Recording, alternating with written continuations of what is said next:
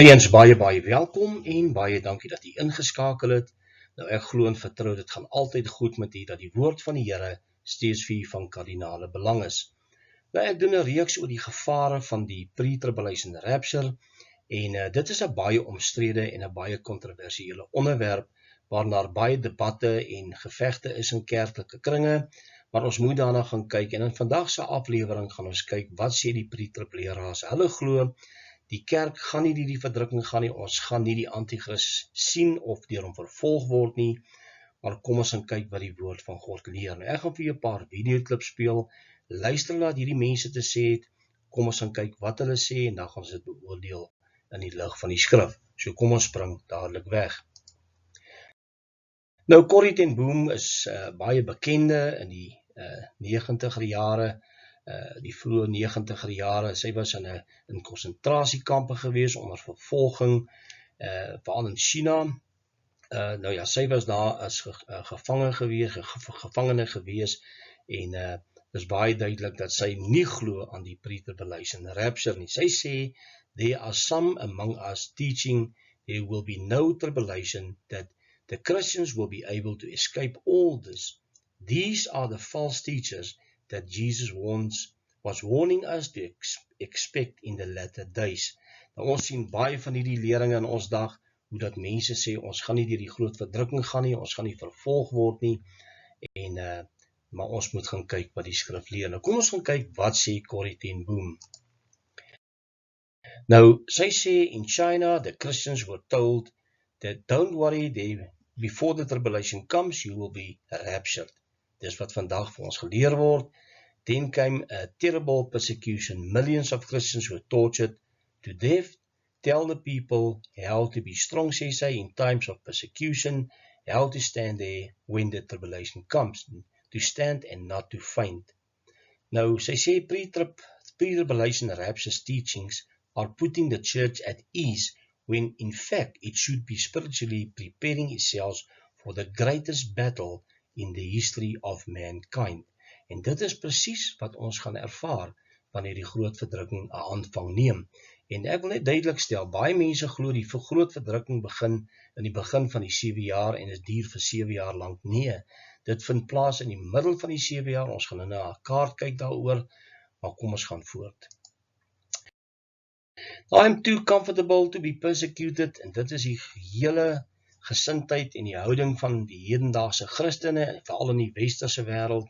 Hulle is te gemaklik. Hulle glo wel, sê hulle, dat ons almal vandag vervolging ervaar op een of ander manier, maar dis nie die groot verdrukking nie, sê hulle. Daar gaan ons nie deurgaan nie. Ons ervaar vandag, maar ons gaan daaroor gesels vandag. Nou ja, kom ons gaan kyk na 'n skrifgedeelte in Jeremia 12 vers 5. Hy sê baie duidelik, as jy met die voetgangers loop, maak hulle jou moeg. Hoe sal jy dan wedywer met die perde? En in 'n land van vrede voel jy veilig, hoe sal jy dan maak in die pronkbosse van die Jordaan? Nou ons voel gemaklik in 'n land van vrede, daar's nie vervolging nie, ons is nie elke dag besig om te ly onder vervolging nie, dan voel jy mos nou baie gemaklik.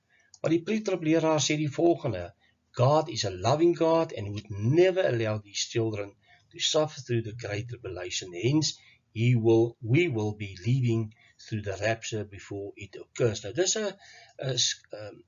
kan ek sê, 'n verklaring deur een of ander pre-tribuleraar. Ek het sy naam verwyder, ek gaan nie sy naam daar noem nie, maar dis 'n valse gerusheid. Geen vervolging en geen verdrukking vir die kerk nie. Dis wat hierdie mense glo. Nou kom ons gaan kyk na 'n wêreldwye kaart van vervolging. Kom ons gaan kyk daarna. Nou hier is hierdie kaart, dis die oranje dele, is dit baie duidelik, dit is waar die vervolging lê, en ek wil dit net vir julle gou aandui hierso. Dit is natuurlik hierdie gedeeltes in die ooste, in die Midde-Ooste, en selfs in dele van Afrika, en natuurlik evens hier in die suide van Amerika en die noorde van Suid-Amerika. Nou, hierdie mense ervaar vervolging op 'n daaglikse basis, maar as jy gaan kyk na die wit gedeeltes, dan sien jy baie duidelik, daar's geen vervolging. Veral in Suid-Afrika ook, 'n land waar ons geen vervolging ervaar nie, Australië en selfs Nieu-Seeland. Maar dit is baie misleidend, want hulle glo dat vervolging is oralster, maar dit is nie die geval nie. Nou ja, die groot verdrukking gaan wêreldwyd wees. Dis wat Jesus in Matteus 24 geleer het, dat gaan 'n wêreldwye vervolging en verdrukking wees. Daarom sê hy, daar was nog nooit so iets nie en daar sal nooit so iets wees nie. Jesus praat hier uitdruklik van vervolging en verdrukking, nie oor die wraak van God nie. Dis waar die misverstand inkom. Die pre-trib-leraars glo, die 7 jaar is die wraak van God en is verdrukking en dit is nie die geval nie. Goed, kom ons gaan voort. Nou hier is die tydlyn van die kaart, die tydlynkaart van die laaste 7 jaar periode. Baie duidelik, ek wil dit weer graag net vir u wys, dis die 7 jaar periode en nie 7 jaar van wraakoordele en 7 jaar net van verdrukking nie. Die eerste 3,5 jaar beskryf Jesus hierdie as die begin van smarte.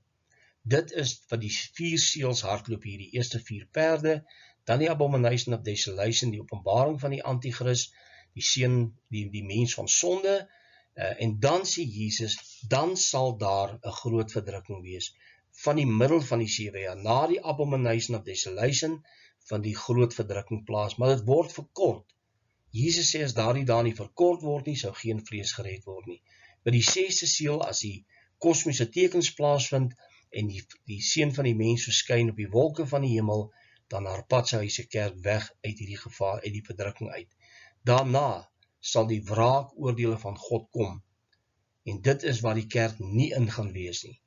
Maar Jesus sal bewit werd terugkeer, sy bruid sal saam met hom kom, sy kerk, noem dit wat hy wil, na Armageddon in die begin van die vrederyk. So dit is baie duidelik dat daar 'n groot verskil is tussen verdrukking en die wraak van God. Nou goed, kom ons gaan luister wat sê Jacob Prasch oor die pre-trib rapture en die vervolging wat gaan kom.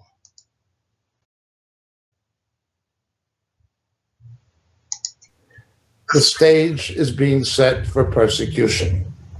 At the same time this is happening, the misguided pre-trib brethren, some of whom are honestly misguided, some of whom have built ministries on the myth and have a vested interest in propagating the myth because of book and tape sales, and they'd have to admit that they were wrong for all of these years teaching this pre-trib nonsense.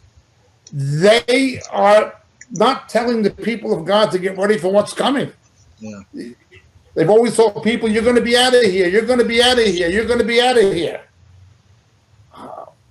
That's not what Jesus said, and it's not the experience of Christian history going back to the 1st century. This is also Satan. Satan is on back of the pre-trib myth. I don't say that every Christian who believes it is of Satan, but I do believe that every Christian who believes it is being deceived by Satan.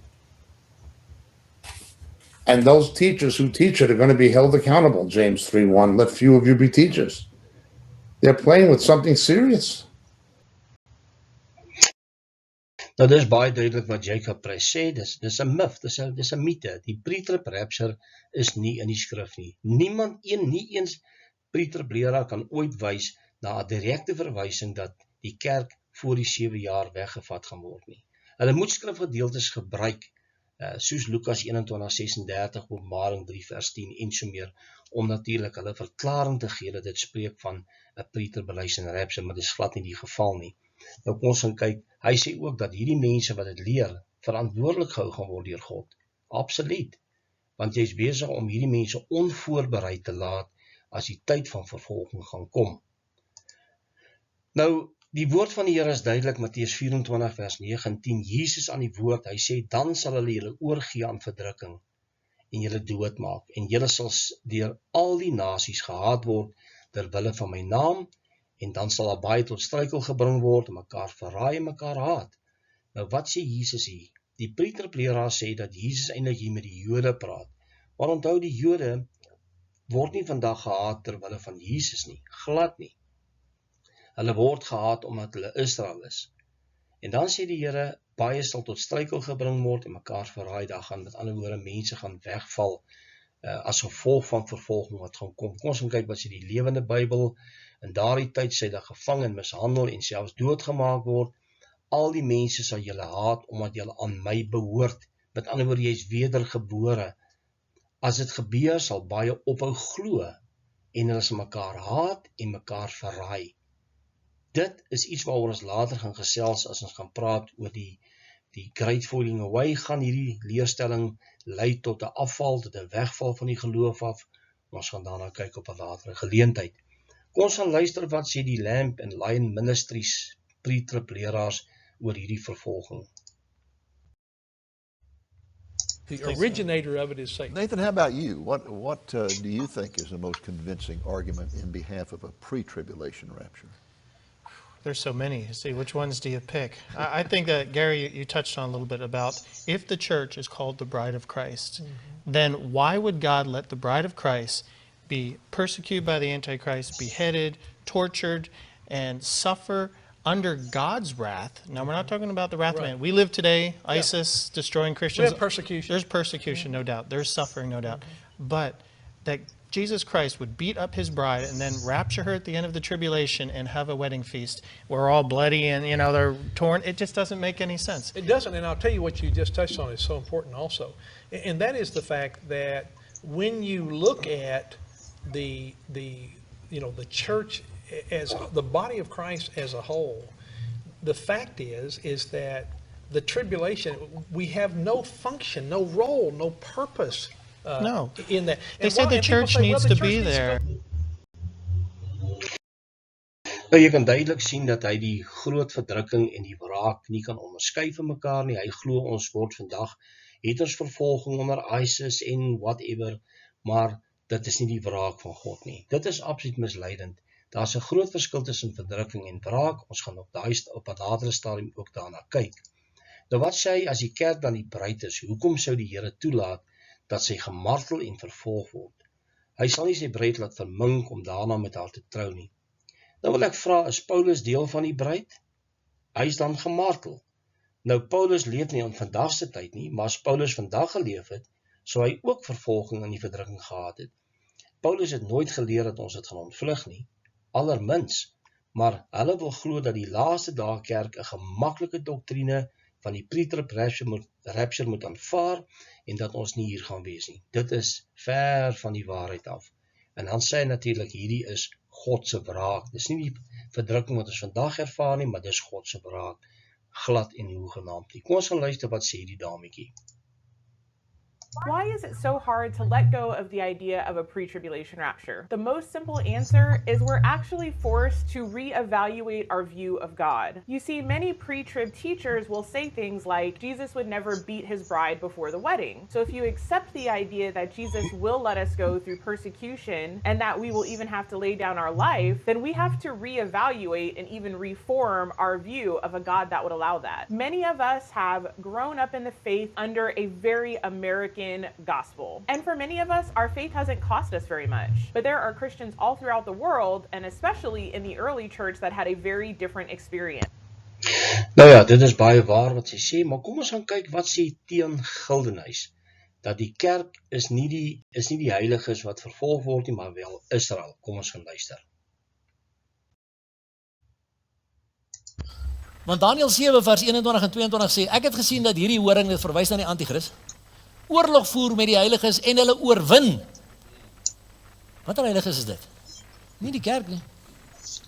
Nie die kerk nie. Israel en dalk die 144.000, ons weet nie, ons sal kyk as ons daar kom. Nou ja, kom ons gaan kyk wat sê die skrif, Tian. Die woord van die Here is duidelik in Openbaring 7 vers 14, die heiliges wat oorwin word, is nie die kerk nie sê, maar wie is hierdie mense in Openbaring 7:14? Die Bybel beskryf hulle as die mense uit alle tale, volke en nasies. Hy praat nie spesifiek van Jode hier nie, hy praat van die tale, die wêreld, die heidene, wat tot bekering kom, wat gered is, wat vir hulle geloof gaan sterf in die tyd van groot verdrukking. Nou die woord sê in Openbaring 13:7-8, dit is aan hom gegee om oorlog te voer teen die heiliges en hulle te oorwin, en aan hom is mag gegee oor elke stam, taal en nasie, en al die bewoners van die aarde sal hom aanbid, almal wie se name nie van die grondlegging van die wêreld af in die boek van die lam wat geslag is geskrywe is nie. Dit is duidelik dat die mense wat nie gered gaan word nie, of wat sy name nie verskyn in die boek van die Lam nie, die Antichrist gaan volg. Maar die res gaan doodgemaak word, die res wat Jesus vertrou, wat die getuienis van Jesus glo en sy gebooie onderhou, dis die kerk, dis die gelowiges, dis die saints. 'n Saint is iemand wat die Heilige Gees het, die Heilige Gees woon in hom, en daarom is hy 'n geredde, daarom is hy 'n uitverkorene, en dis hulle wat gaan sterf onder die hand van die Antichrist. Nou, die gelowiges hier is nie Israel nie. Openbaring 14 vers 11 tot 13 sê baie duidelik, dit is hulle wat die geloof in Jesus het, sy gebooie bewaar, dit is die kerk, dit is die liggaam van Christus, wat vervolging gaan ervaar, en nie noodwendig Israel nie. Dan mag Israeliete wees, Jode wees wat tot bekering gekom het in daai tyd. Absoluut, dan gaan hulle deel wees van die kerk. Maar dit spreek nie van die volk van Israel per se nie, dit is, hulle gaan aan die einde van die 7 jaar gered word, wanneer Jesus sy voete op die Olyfberg gaan sit. Nou kom ons gaan kyk wat sê Dr. Lemmer Du Plessis, 'n man wat glo, ons gaan nie vervolging lei onder die Antichrist nie, ons gaan weggevat word. Kom ons gaan kyk. So hier skuif die belang van die kerk af wat met sy werksaamhede klaarmaak na Israel toe. En as jy dan een van die ander evangelies wat oor hierdie selfde sake skryf lees, naamlik Lukas 21, dan vind jy daar 'n merkwaardige teks in vers 36. Wanneer Jesus daar oor die groot verdrukking dink en dink oor die vervolging, dan sê hy, waak dan en bid altyd deur, sodat julle, en hy praat met die kerk, waardig geag mag word, om al hierdie dinge wat kom te ontvlug, en voor die seun van die mens te staan. Is 'n wonderlike openbaring. Die kerk van die Here Jesus gaan nie deur die groot verdrukking nie. Die kerk van die Here Jesus gaan nie ly onder die Antichrist nie. Die kerk van die Here Jesus gaan nie vervolg word nie. Wanneer hy sy werk klaar gemaak het, kom haal die Here sy kerk. En waak dan en bid altyd deur, sodat julle waardig geag mag word, om al hierdie dinge wat kom te ontvlug, en voor die seun van die mens te staan. Nou ja, dit is wat Lemmer Du Plessis te sê het. Hy sê die toneel verskuif van die kerk na Israel. Nou wanneer verskuif dit na Israel? Ons moet onthou dat Israel word gered aan die einde van die 7 jaar. Die kerk word weggevat net voor die wraak van God. Dan sal die Here omwend tot Israel, en dit is na die verdrukking. Die verdrukking is nie tot aan die einde van die 7 jaar nie. Baie mense glo die groot verdrukking duur tot aan die laaste dag. Nee, dis vir kort, maar ons gaan nie nou daaroor gesels nie. Ons kyk wat sê Lemmer Du Plessis. Hy gebruik Lukas 21 vers 36, dat Jesus hier met die kerk praat, maar ek dink dan, Jesus praat met die Jode, volgens die preterpleeraars, toe hy op die Olyfberg gaan sit het, en dis wat hier gebeur het, hy is hier op die Olyfberg besig om hulle te verduidelik wat gaan gebeur. Jy kan dit in Matteus 24 en Markus 13 ook gaan lees. So ek dink hy praat dan net met die Jode. Nou sê Lemmer Du Plessis, nee, hy praat met die kerk. Jy sien, dit is maklik om 'n skrifgedeelte te gebruik waar dit jou pas, maar die gedeelte in Lukas 21:36 spreek duidelik van die wraakoordele van God. Onthou, dit is 'n skrifgedeelte wat na Lukas 21 vers 28 kom. Dan het die son reeds swart geword en die maan soos bloed. Dit spreek van die oordele van God.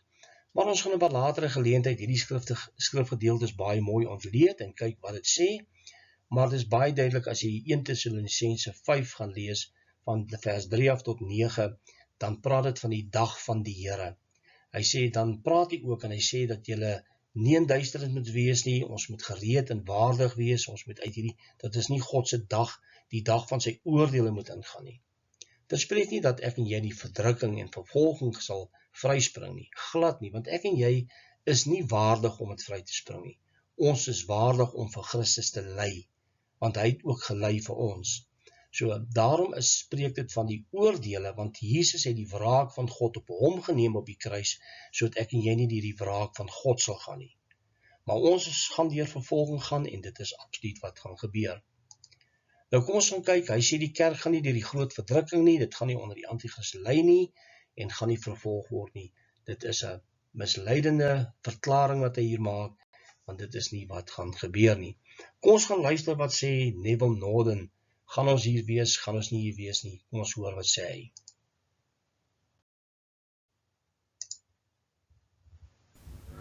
Een God wat my lief het, gaan nie vir my sê, jy het my aangeneem, ek het jou sonde vergewe, nou gaan ek jou deur 7 jaar verdrukking vat. Daar begin 'n verdrukking, 3,5 jaar van smarte, dan die groot verdrukking. Maar nou met die wegraping, wie word weggeraap? Die bruid van Christus. Nou ja, dis baie duidelik. Neville Norden het een ding reg hier. Hy praat van die eerste 3,5 jaar as die begin van smarte en dan die groot verdrukking. Hy is heeltemal korrek en ek weet nie hoekom ander preterbleeraars dit nie ook so kan sien nie, want hulle glo ons leef nou in die begin van smarte al vir 2000 jaar, oorloë, gerugte van oorlog, pessiektes. Maar daai eerste 3,5 jaar is die begin van smarte. Nou wat hy hier sê is, hy sê as jy 'n kind van God geword het, hoe gaan jy deur die 7 jaar verdrukking gaan? Hoe kan God jou dan deur daai tydperk stuur? So hy glo die 7 jaar van verdrukking is ook 7 jaar, alhoewel die middel van die 7 jaar is die groot verdrukking vir hom, en dis korrek. Maar dit is nie wat gaan gebeur nie, en dit is, hoe graag wil 'n mens dit nie hê, dat ons daardie tyd sou ontsnap en sou ontvlug nie, maar dit is nie wat die skrif leer nie, ongelukkig glad nie. Nou ja, die woord van die Here is duidelik, en hulle het hom oorwin deur die bloed van die lam, en deur die woord van hulle getuienis, en hulle tot die dood toe, hulle lewe nie lief gehad nie. Daarom, wees verheug o hemele, en die wat daarin woon. Weet die bewoners van die aarde en die see, want die duiwel het na julle neergedaal met groot woede, omdat hy weet sy tyd is min. Wanneer daal hy neer? Hy daal in die middel van die 7 jaar, daal hy neer. Hy word uit die hemel gewerp, deur Michael en sy engele. Hulle gaan word op die aarde neergewerp, met al sy engele, en hy sê hy het met groot woede neergedaal. Met ander woorde, hy is nie kwaad vir die wêreld nie. Satan is glad nie kwaad vir die wêreld nie, maar hy gaan met woede neerdaal na die kerk toe, want hy gaan hulle vervolg. En dan sê die woord, they overcome him by the blood of the Lamb.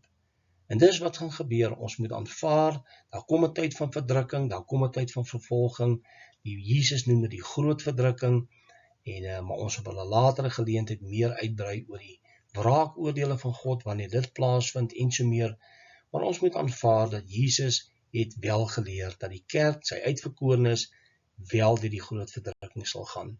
Tot 'n volgende keer, wanneer ons weer gesels oor hierdie goed, mag die Here u seën. Totsiens.